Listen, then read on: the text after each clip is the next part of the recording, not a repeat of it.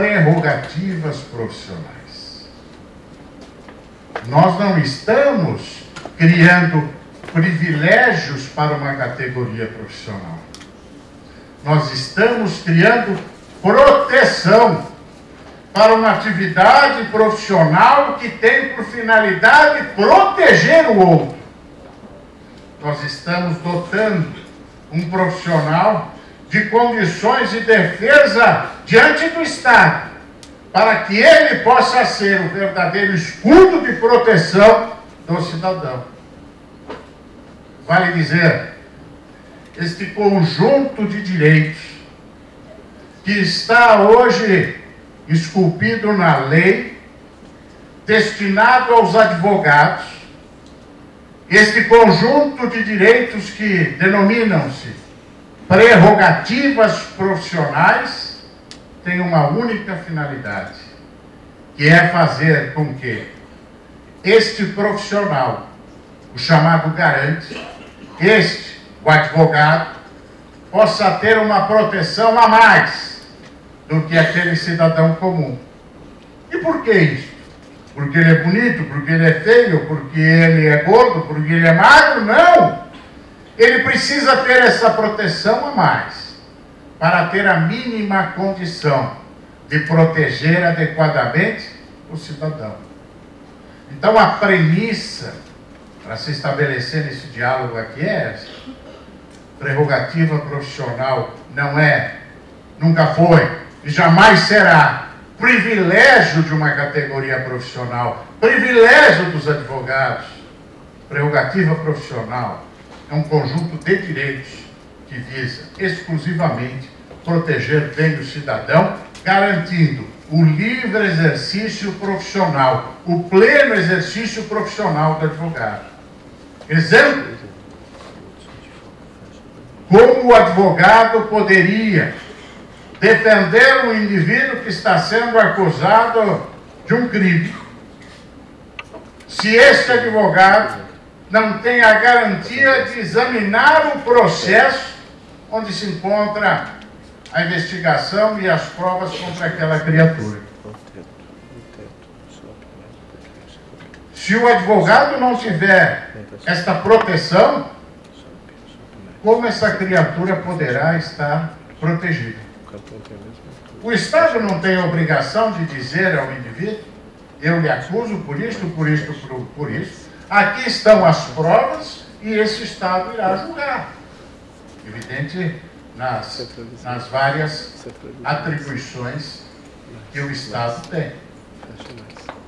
O conceito base da proteção do advogado, nesse detalhe, que é dar garantia para que ele possa olhar o processo e saber do que aquela criatura está sendo acusada, este detalhe é um direito que o advogado tem. E esse direito denomina-se prerrogativa profissional. Esse direito de olhar o processo vai melhorar a vida do advogado? Ele vai ganhar mais? Ele vai ficar mais bonito? Ele vai comer mais? Ele vai poder viajar? Ele vai ter algum benefício pessoal direto? Nenhum.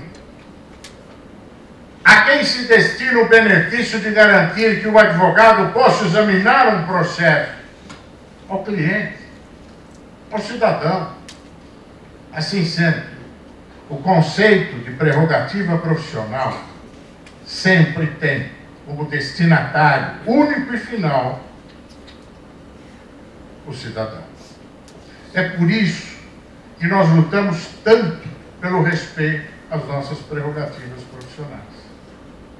Porque se a autoridade, seja ela qual for, não respeitar essa condição diferenciada que nós temos para proteger o cidadão, esse Estado nos iguala a esse cidadão. Esse Estado nos equipara a esse cidadão de maneira a não nos dar condição de protegê-lo. Vale dizer, esse Estado nos tira a condição de advogado. Para quê? Um salva-vidas que não sabe nadar. Para quê? Um salva-vidas que é algemado e que não pode nadar. É a mesma coisa que não ter. Vai morrer afogado. para que um advogado que não tenha direitos diferentes daquele cidadão, para poder garantir os direitos daquele cidadão. Se isso não existir, é melhor não ter um advogado, porque seria uma figura simbólica para dar uma ideia de uma justiça que não existe. Para que a justiça seja feita, precisa haver um equilíbrio. Por isso que o símbolo da justiça é a balança. De um lado a acusação, do outro lado a defesa, e o fiel da balança vai pender para o lado onde houver razão. E ali se concretiza a justiça. Esse equilíbrio, essa dialética simbolizada, é um processo onde você tem as duas partes que se conflitam, que debatem as suas teses, provas, posições, para que ao final o próprio Estado, na figura do juiz, com isenção, decida. Mas para que o Estado possa decidir com justiça, de maneira isenta, há necessidade de garantir àquele cidadão condições de equilíbrio diante do Estado, que tudo pode. O Estado foi contido pela lei e o cidadão foi garantido pela lei. Consequentemente, a possibilidade do respeito àquilo que o Estado garante ao cidadão por meio da lei só pode ser verificado quando você tem o profissional que conhece esses direitos. O leigo não conhece os seus direitos. O leigo não tem condição de reivindicar nada. E o leigo, se tivesse condição de reivindicar alguma coisa, pouco importaria, porque o Estado não lhe dá condições de exercer plenamente os seus direitos. Salvo se ele estiver amparado, primeiro por quem conhece esses direitos, segundo por quem é dotado de conhecimento suficiente, não só dos direitos, mas da forma de defendê-los, do mecanismo de exercê-los. E aí, inegavelmente, você precisa do profissional habilitado, você precisa do técnico, você precisa do advogado. A beleza da nossa profissão no que diz respeito a este papel só pode vingar se as prerrogativas profissionais estiverem presentes. Se nós tivéssemos hoje uma lei abolindo as prerrogativas profissionais dos advogados, acabaria a advocacia. Não adianta ter o título de advogado se não puder exercer com proteção a atividade profissional para proteger o cidadão, para defender o cidadão diante do Estado. É esta concepção de prerrogativas profissionais que precisa sempre estar presente. Não só na mente dos juristas, dos juízes, promotores, advogados, mas precisa ser levada à população em geral, que confunde muito frequentemente prerrogativas profissionais com privilégios, especialmente quando estamos diante de autoridades déspotas, autoridades autoritárias, autoridades que não respeitam a lei, autoridades que realizam sua atividade no plano da ilegalidade. Quando nós estamos diante destes, evidentemente que eles não querem um advogado para incomodar, não querem respeitar as nossas prerrogativas, porque nós nos contrapomos a eles.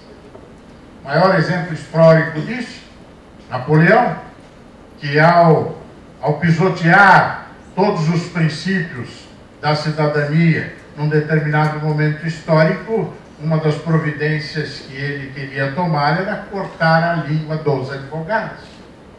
Por quê? A língua era feia? Não, era igual a de todo cidadão. Mas o advogado tinha conhecimento técnico para falar, tinha argumento, tinha condições de convencer, de incomodar e, quem sabe, de semear uma revolução naquela situação. É por isso que as prerrogativas são tão fundamentais para a vida do cidadão, indispensáveis para o exercício pleno da advocacia. Eu procurei aqui traçar um perfil que atendesse aos advogados, aos quintoanistas e aos primeiro-anistas. para que pudessem entender a concepção disto que deve ser talvez uma das coisas mais importantes que temos que defender diariamente, a demonstrar, insisto, para a opinião pública que não se tratam de privilégios, mas sim de direitos, não do advogado, mas do cidadão.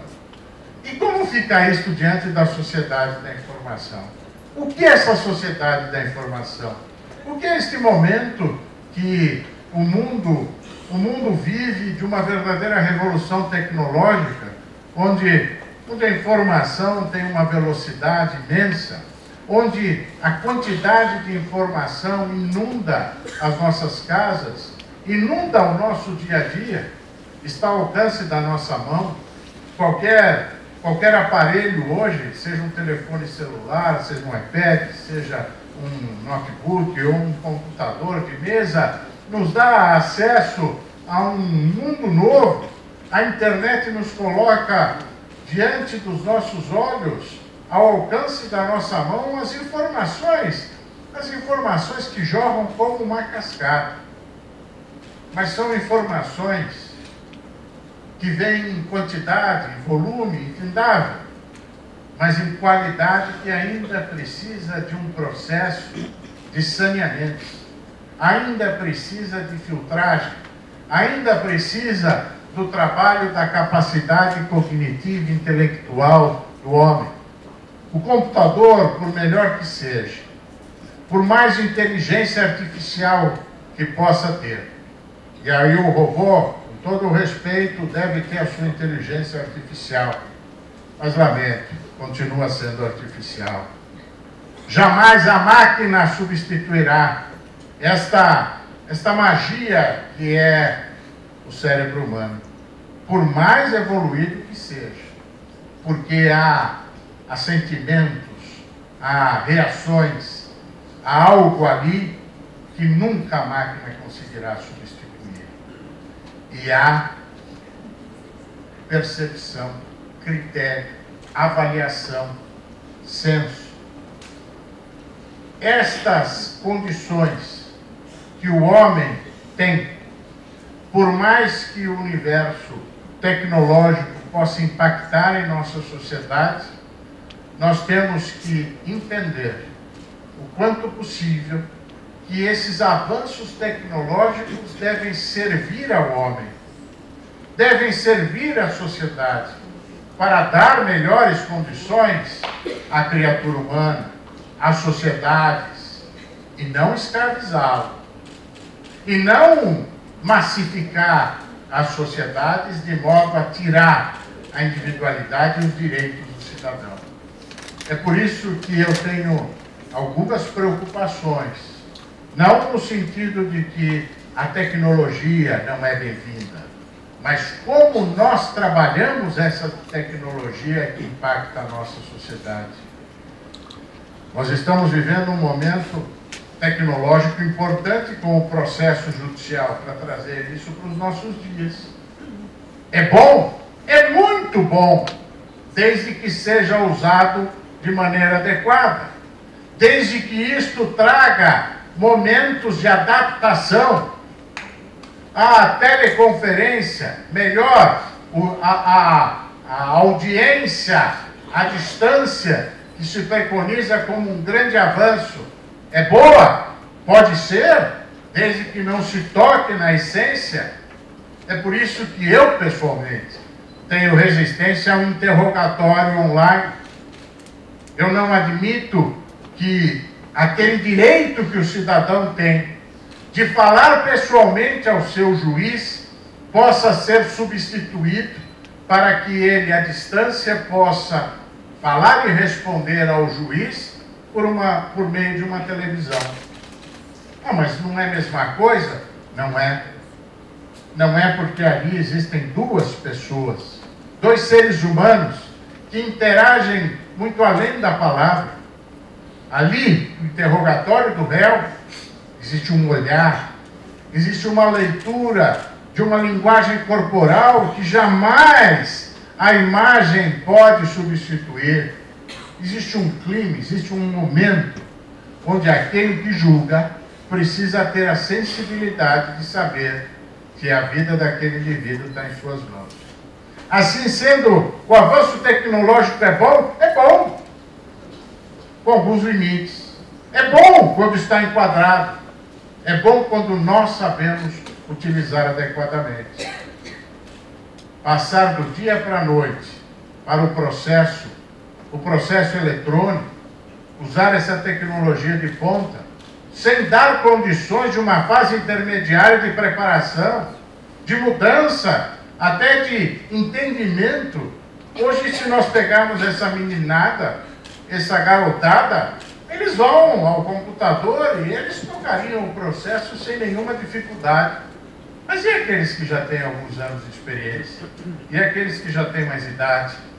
E esta fase de transição, esse avanço tecnológico, esta modernidade, poderia ter este preço de inibir e de impedir o exercício profissional de uma legião, menor evidentemente, mas de colegas que querem exercer a profissão ou continuar exercendo a profissão como sempre fizeram e têm o direito de exercê-la, mas ficam com esse direito limitado, obstacularizado por conta de uma modernidade que a qualquer custo se quer implantar.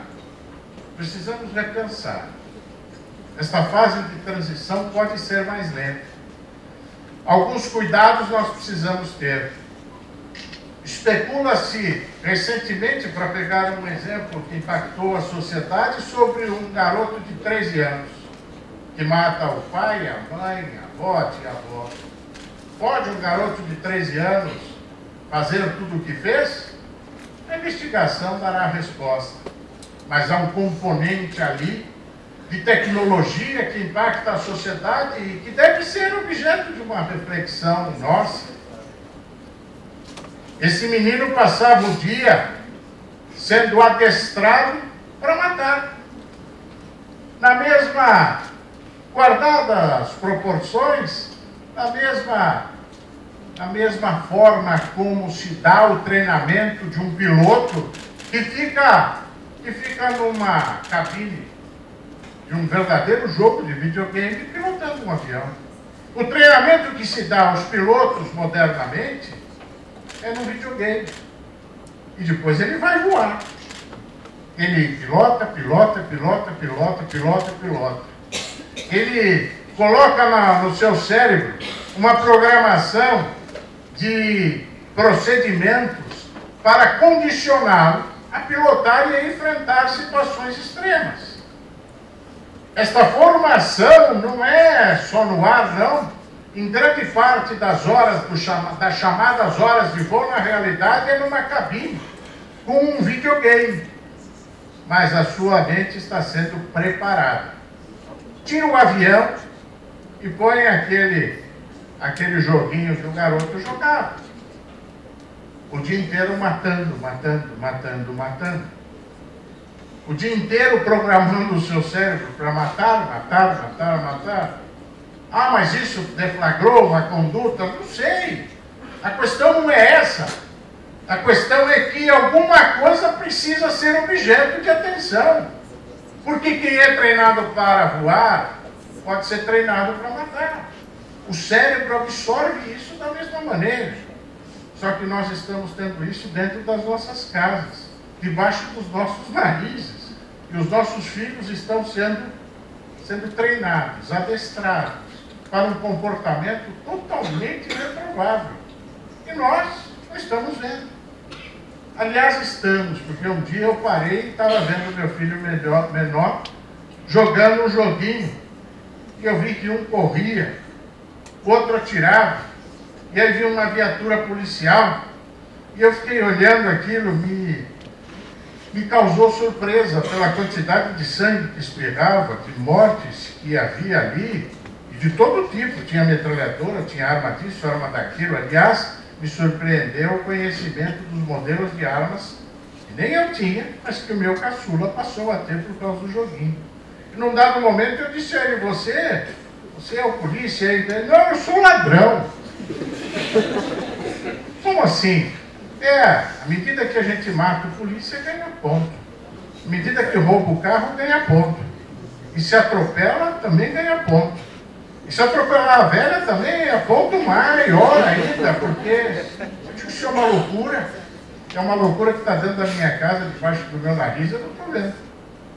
Isso é impacto tecnológico, que fez com que os Estados Unidos tirassem os computadores dos quartos dos filhos e passassem a ter o computador na sala, para que a família pudesse interagir um pouco mais e não deixar no isolamento daquelas criaturas à mercê do que está nesta janela sem limites, que é a internet.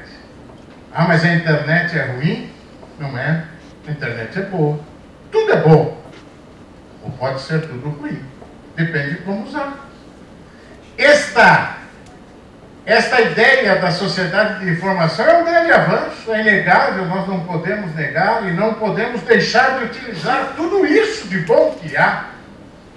Mas será que ao invés de ficar jogando um joguinho para matar, nós não teríamos condição de aproveitar um outro mecanismo, talvez até de um joguinho, para construir alguma coisa melhor? Para treinar essa criança a fazer algo diferente? Talvez.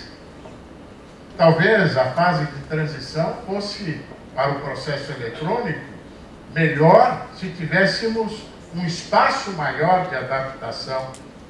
Talvez, se na audiência à distância, não tivéssemos um interrogatório online, mas tivéssemos a oitiva de uma testemunha, o depoimento de uma testemunha de antecedentes, para chegar numa audiência e dizer ao juiz: eu conheço o réu, ele é bonzinho, ponto. E o senhor sabe dos fatos? Nada. E o senhor tem a acrescentar? Nada.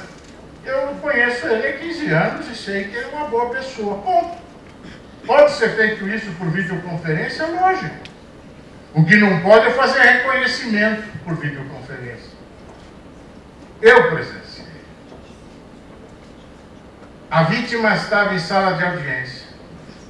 O juiz, então, pediu que focalizasse aquele que era o réu no processo, e aí já tem uma ilegalidade, porque o reconhecimento deve ser feito com várias pessoas semelhantes, colocadas para que a vítima possa identificar o autor. Não apresentar um e dizer: é ele, foi ele que foi o autor daquele delito. Mas fato é que naquela grande novidade, há uns anos atrás, eu presenciei isso. E o juiz pediu para que fixasse a imagem daquele réu, para que a vítima pudesse reconhecer. E para surpresa de todos que estávamos na sala de audiência, a vítima falou: não foi ele não. O sujeito que me abordou, que me assaltou, era mais escurinho. E naquele instante o juiz fez um sinal e veio lá o assistente e mexeu na televisão, virou um botão, a imagem escureceu e a vítima falou: ah, foi ele mesmo aí, é ele. O sujeito ficou mais escurinho porque virou botão. Como é que nós podemos confiar no reconhecimento feito assim? Que avanço tecnológico é esse? Isso é um desastre humano, na minha forma de ver. Razão pela qual eu sou um dos maiores entusiastas do avanço tecnológico, da aplicação desses avanços em todos os setores da sociedade, inclusive na justiça. Mas nós precisamos ter um outro olhar para tudo isso, de maneira a fazer como fez Montesquieu, que um dia, olhando o Estado e aquele poder imenso, dividiu para contê-lo. A tripartição dos poderes, repito, teve uma única finalidade: a contenção dos poderes do Estado. Nós precisamos ter um olhar hoje para esse avanço tecnológico e, quem sabe, seccioná-lo um pouco, quem sabe compartilhá-lo um pouco, para que, de maneira nova, possamos conter um pouco esse avanço, de modo a que este ritmo possa ser entendido por nossa sociedade. e que ela possa ser inserida nesse contexto novo e que este contexto novo possa trazer coisas positivas para a nossa sociedade. E agora, fazendo só o fechamento desta ideia com as prerrogativas profissionais. O que tem a ver as prerrogativas diante desta sociedade de informação? Será que este impacto tecnológico pode mudar, alterar as prerrogativas profissionais dos advogados, nessa concepção sobre a qual falamos, de conter os poderes do Estado, para que nós possamos, com estes direitos, defender o cidadão? O que tem a ver, efetivamente, isto de modernidade com as nossas prerrogativas profissionais? Eu fecho com um exemplo. Toda vez que se prega a mudança da lei penal, não estou falando da lei processual penal, toda vez que se prega a mudança da lei penal, a dizer que o problema no Brasil é que nós temos uma lei penal ultrapassada, que é de 1940, o nosso Código Penal. E que por causa disso é que nós temos tantos crimes. Porque o mundo mudou, porque a sociedade mudou, mas a lei não. Por isso que nós temos tantos homicídios. Porque hoje nós estamos na área, na época, na era da informatização, e o Código Penal é de 1940 e prevê aquele homicídio de 1940. E eu pergunto a vocês, que diferença existe entre esta figura típica, matar alguém em 1940, com um tiro de garrucha, com uma pancada na cabeça ou uma facada, ou hoje, com uma arma laser, ou entrando num computador, invadindo a central de inteligência de uma UTI e desligando os aparelhos de um doente terminal, determinando com esse desligamento a sua morte. Que crime cometeu aquele que deu um tiro de garrucha e matou aquela vítima? O homicídio, previsto lá no Código de 1940. Que crime cometeu este que desligou aquela máquina vital por meio de um computador e levou à morte aquele paciente? Que crime é este? É o velho e conhecido homicídio. Matar alguém. Pena de 6 a 12 anos, de 12 a 30, dependendo da condição de qualificador ou não. Mas fato é que é o mesmo tipo penal. O que mudou? O instrumento, a forma, o palco. O que mudou foi o comportamento, posto que o resultado é exatamente o mesmo. Quando falamos em prerrogativas profissionais, os anos estão passando. O impacto da modernidade vem. A era da informação, sem dúvida nenhuma, é uma revolução. Mas o que isto muda quando nós estamos diante deste conjunto de direitos que o profissional da advocacia precisa ser dotado para poder bem defender o cidadão. Se o processo é escrito à mão, em máquina de datilografia, em máquina elétrica, em computador, ou se o processo é inteirinho digital, o advogado continua sendo essencial à defesa e suas prerrogativas fundamentais para que o cidadão possa atender essa aspiração de sua alma e da alma de todos, que é justiça. Por tudo isso, é que eu encerro, não só agradecendo a presença de todos e ansioso para ouvir agora nosso querido Fábio Canton, mas insistindo neste ponto, que diz respeito a esta pérola, a esta preciosidade, a esta pedra fundamental da nossa profissão, que os advogados conhecem bem e as advogadas. Que aqueles que estão encerrando o curso de Direito e já fizeram algum estágio já têm a dimensão, mas esta grande quantidade de jovens que estão começando o curso de Direito possam entender desde já que a defesa das prerrogativas profissionais é vital para a nossa profissão. E se transigirmos com essas prerrogativas, vale dizer, se nós abrirmos mão, vale dizer, se nós deixarmos para lá e não olharmos aquele processo porque a autoridade não deixou, o prejuízo não é nosso. O prejuízo é daquele cidadão que depende e espera muito de nós. Por tudo isso, nós somos privilegiados. Não porque temos o conjunto desses direitos, mas que por meio deles, denominado prerrogativas, podemos fazer a diferença na vida das pessoas. Parabéns a todos pela escolha desta que é a mais linda das profissões. Muito obrigado.